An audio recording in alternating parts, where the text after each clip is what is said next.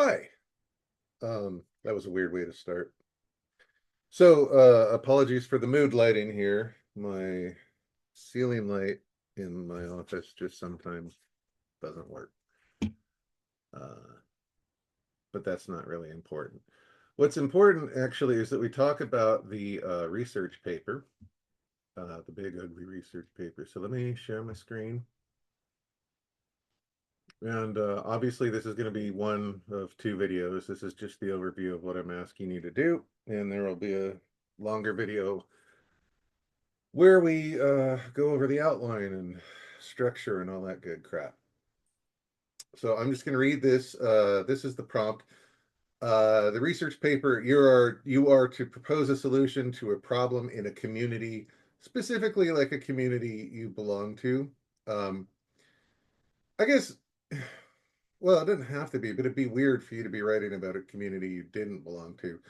So, anyway, you're right. You are to write a formal academic essay, no first or second person, please. All third person. If you're confused about what that is, uh, ask me or Google it.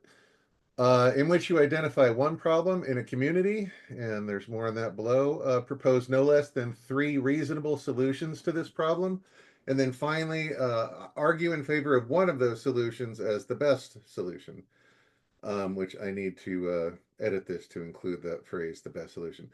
And what I mean by reasonable solutions is like hypothetically, let's say that you're talking about racism uh, in any of its various forms, whether that's immigration or the criminal justice system or police brutality or, I mean, I don't know, the entertainment industry, it's everywhere. So if you're talking about racism, one of your solutions can't be people need to stop being dicks. Obviously, that's true, but part of the human condition is that there's always going to be a couple dicks or a couple, you know, million dicks. And so that's not a reasonable solution. Um, Also, no solution that would basically require an act of Congress, like modifying the Constitution, um, or like an act of God, right? Those are not reasonable solutions. Okay, and then for the purposes of this assignment, the term problem is loosely defined as something that could be improved with some reasonable amount of organized effort. It does not necessarily need to address something detrimental. Um, However, it cannot be so large as to require an act of Congress, blah, blah, blah, blah, blah. I've already said all this. So you don't want to write about a problem like, I don't know. You can write about racism, but you have to focus, you have to narrow the focus down to something specific. If the problem you're writing about is racism, you don't have enough time left alive to talk about that subject in a thorough way. Um, so you want to talk about systemic racism in housing or systemic racism in, I don't know, medicine or schools. God knows there's plenty in schools at the K through 12 level and in higher education where you are currently at. So, anyway, if you're going to take something like that, you need to narrow it down to a specific area. Um, but in any case, you don't also have to write about some massive societal problem like, let's say, homelessness or mental illness or uh, Elon Musk. That was not fair to Elon Musk, but I don't care.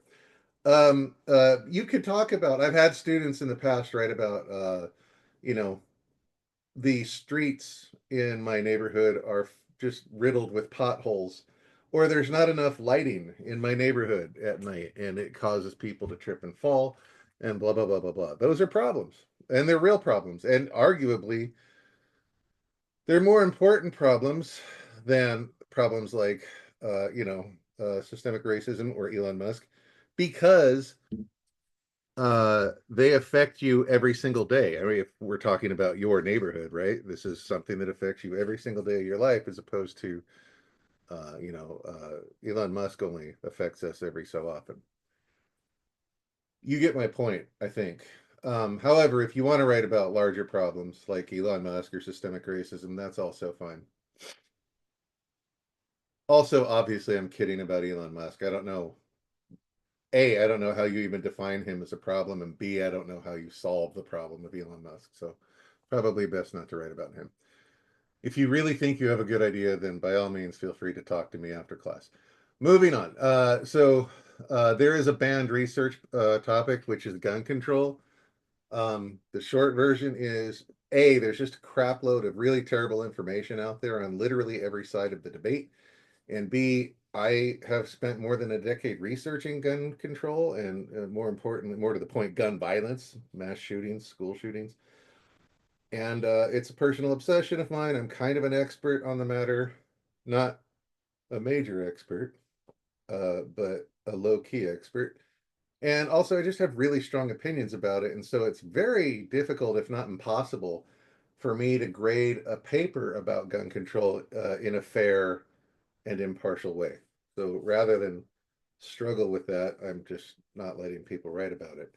You want to write about abortion? Knock yourselves out. That was also a banned topic at one point in time, but given that the government is now trying to force women to have babies, by all means, knock yourself out. If you want to write about the legalization of any substance, like maybe marijuana should be legalized on a federal level instead of just state to state, or maybe you think all drugs should be legalized, whatever. It's entirely up to you.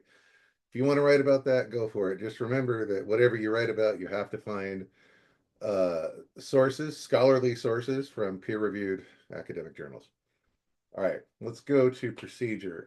It's a large assignment. It's going to take several hours of research, several more of writing.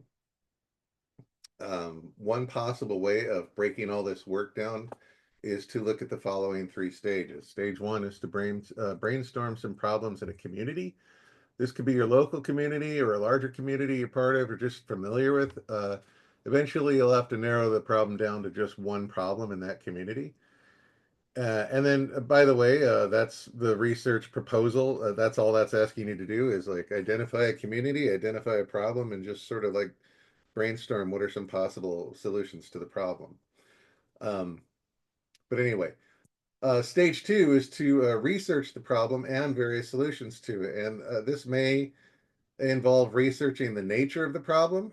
It may it may be, I don't know, let's if you wanted to talk about like California's wildfires, you're probably going to have to look at a number of different sources that talk about, you know, how much money we spend fighting wildfires every year, what the most effective solutions to I don't know, not preventing them, although that would be fantastic, but just making them less of a crisis every year. What would be some good solutions for that? You know, I don't know. Um, anyway, so you're going to have a lot of research ahead of you, and the essay requires you to have six sources from scholarly peer-reviewed journals. So to help with that, there is going to be an annotated bibliography assignment, also known as an ABIB. And that's going to be due pretty early on in the process. I think it's actually your second big assignment after the proposal. And you have like 2 weeks to work on it. So 6 sources in 2 weeks should be plenty of time.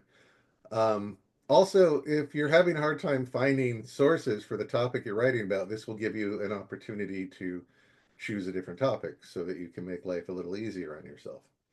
And then finally, stage three, which is organizing all of this stuff into an essay. And that you are intimately familiar with at this point in the semester. It's going to be broken down into 4 assignments: the outline, the rough draft, the peer review, and the final draft.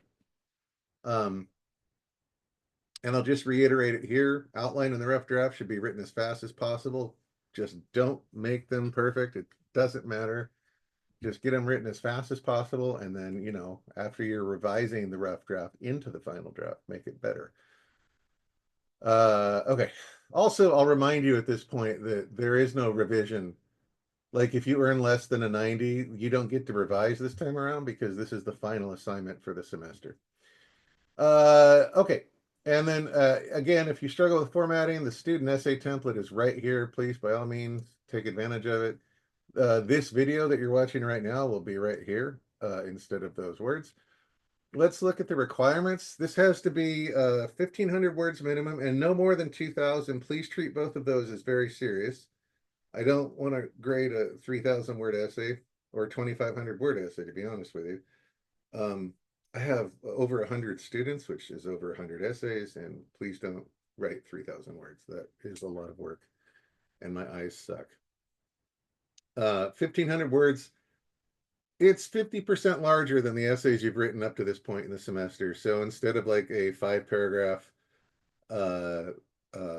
like 3-ish page essay, it's going to be longer. And we'll talk about that in the outline video. The second point here, please be kind to my old ass eyes and make sure that your essay is double spaced because there is no revising. If I get a single spaced essay, your essay is going to be penalized to the tune of 10 points, which is harsh, but I really, really don't want to read a single spaced essay. It literally gives me headaches. No less than 6 sources, all of which must come from scholarly peer-reviewed academic journals.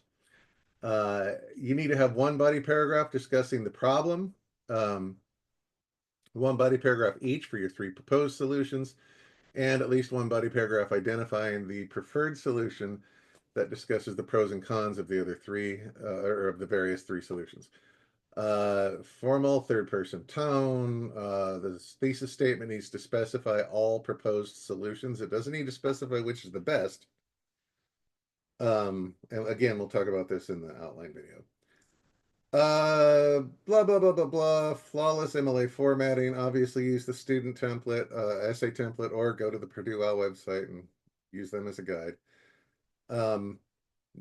I think I allow you to write 1 block quote, but honestly, I would prefer no block quotes because I think block quotes are cheap. But this is a larger essay. If you want to use one, that's fine. That is pretty much everything for this assignment, or for this video, I should say. You are going to have the proposal, which I'm giving you 2 weeks to work on, the annotated bibliography, which you'll have 2 weeks to work on, the outline, which you'll have, I think, 2 weeks to work on, maybe 1 though, and then the rough draft. It starts to speed up as we get to the end of the semester, the rough draft, the peer review, the final draft.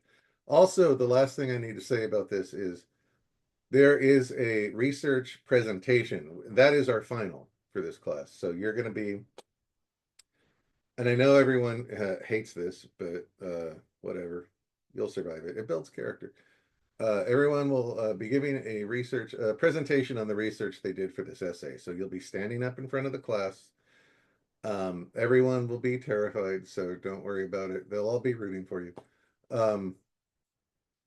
You'll be standing up in front of the class and giving a brief 5 to 10 minute tops presentation on your research paper.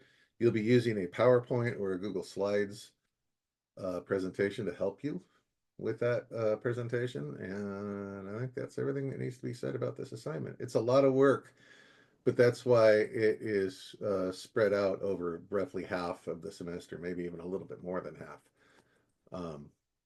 Because if I sprung it on you in the last month, that would just be mean. And I try to avoid being mean. All right, I think that's all I need to say for this video. So I'm going to cut it here and I'll see you in the outline video. Bye.